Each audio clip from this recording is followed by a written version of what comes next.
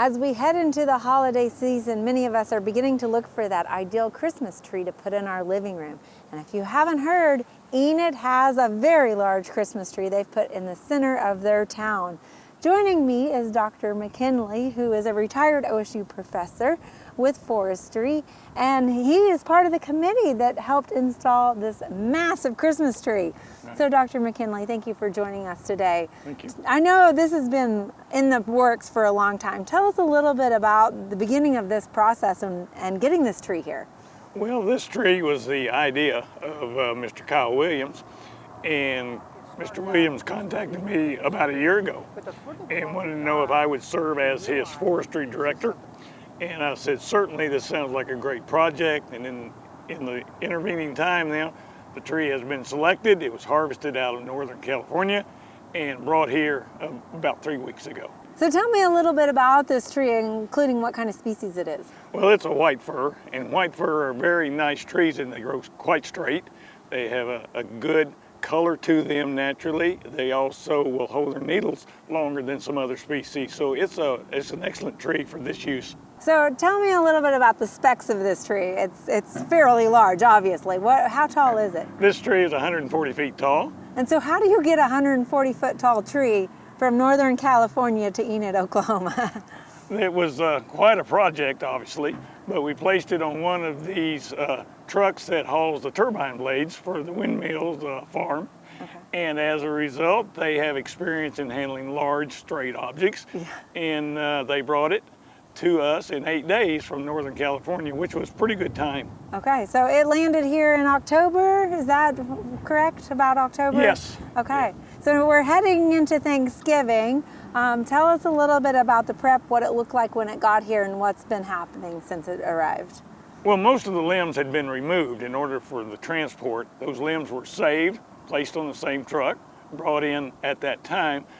Several other trees were also harvested to be used as auxiliary limbs for the lower part of the tree, because these trees, as they grow, lose their lower limbs. Quite often trees will prune up naturally if they're in what we call dense grown area. Mm-hmm. And so several other trees were harvested and will be used to fill in the lower part of the bowl here to make it look like a tree that had limbs all the way to the ground. Well, it definitely looks like a beautiful tree. And I know in that process, obviously this tree was harvested, some others, but sustainability was important in this project from the very get-go. And part of your role, can you tell us a little bit about that as far as the sustainable efforts going forward? Well, Mr. Williams had several requests, and that was one of the requests, is that we say, if you want to say green, we would replace the tree that we harvested with several other trees. And so right now my activities involve contacting the landowner, making sure he has seedlings available to plant next year.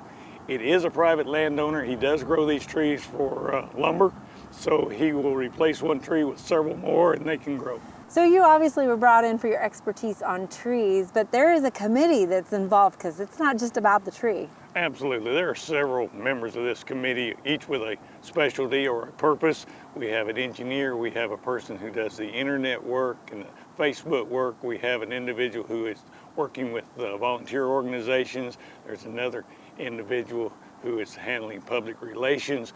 We have an overall coordinator. Altogether, there's about a dozen people involved in this project very actively.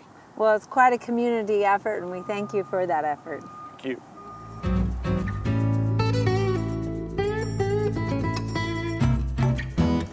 Joining us is Kyle and Carol Williams of Enid, Oklahoma, who came up with this brilliant idea of bringing the largest Christmas tree to Enid, Oklahoma. Tell us a little bit about how this idea got started. Well, Casey, it started about 2 years ago. And we just wanted to bring something to Enid to provide families in our community and this part of the country with something that they might not be able to see anywhere else in the world. And it just resonated, we could do this. And so we began by talking to community leaders.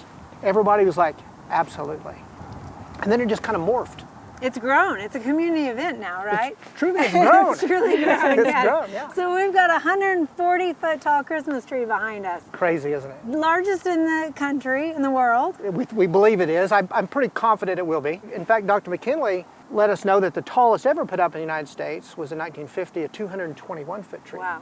But I've looked around, and so far I've not found another tree in the United States so far that I found that's above 140 feet. So this may be possibly the second tallest tree in 71 years. Wow, that's fantastic. Cool. So obviously the goal of bringing in a tree was important, but did you realize all the infrastructure and what that meant, the logistics and the planning that would go into that? Oh my gosh, this week they delivered the decorations.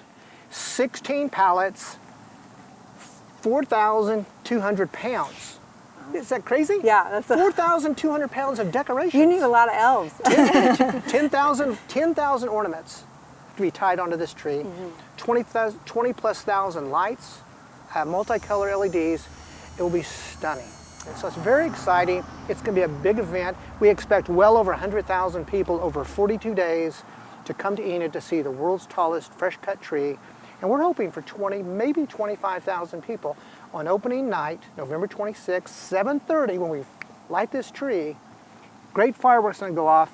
That people will be here to see something they've never seen in their life. Absolutely, and we're looking forward to celebrating here in Enid with you guys on the opening, but I would encourage all of the audience to get down here for the lighting of this Christ tree.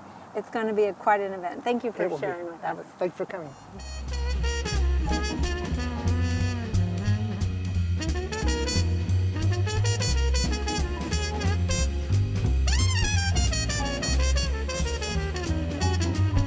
We hope you enjoyed this video as part of our Oklahoma Gardening YouTube channel. You can also find even more videos on the OK Gardening Classics YouTube channel. And join us on social media for great gardening tips, photos, and discussion.